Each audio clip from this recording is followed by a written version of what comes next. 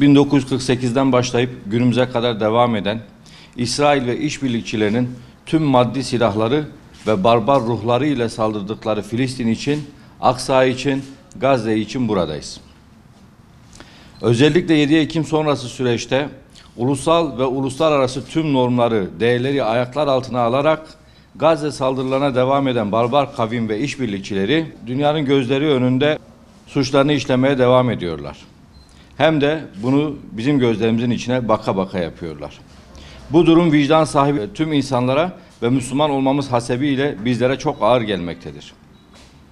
Bizler sivil toplum kuruluşları olarak bu olayları engellemeye muktedir değiliz.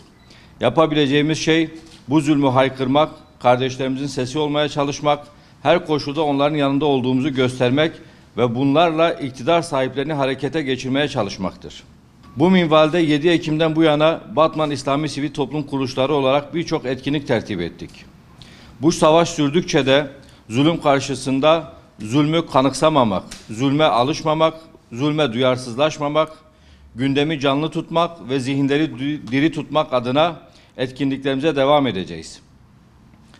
Bu etkinliklerimizden biri olacak olan Batmanlı Çocuklar Gazze için Yürüyor etkinliği, tüm dünyanın dikkatini Gazze'ye çekmek, insan katliamlarını, çocuk kıyımlarını herkese haykırmak için çocuklarımızla gerçekleştireceğimiz bir etkinlik olacak. Etkinliğimiz aynı zamanda Dünya İnsan Hakları Günü olan 10 Aralık Pazar günü saat 14'te 4 yol mevkiinden başlayıp Gülistan Caddesi'ne doğru yürüyüşle başlayacaktır. Gülistan Caddesi'nde çocukların yapacağı basın açıklaması ile program sona erecektir. Daha önceki yürüyüş ve etkinliklerimizde Batman, İsrail ve Batı zulmü karşısındaki duruşu ile dünya gündeminde yer almıştı. Bu etkinlik ile de inşallah zulmün karşısında Selahaddin'in torunlarının bugün burada, yarın da Kudüs'te olabileceğini tekrar Batı'ya hatırlatacağız. 15 yaşındaki tüm Batmanlı çocukları, belki de insanları ve yöneticileri harekete geçirmeye vesile olabilecek bu etkinliğe davet ediyoruz. Haydi Mezopotamya'nın çocukları, Aksa'nın çocuklarının sesi olalım. Filistinli kardeşlerimiz hepsi İsrail tarafından ölüyorlar.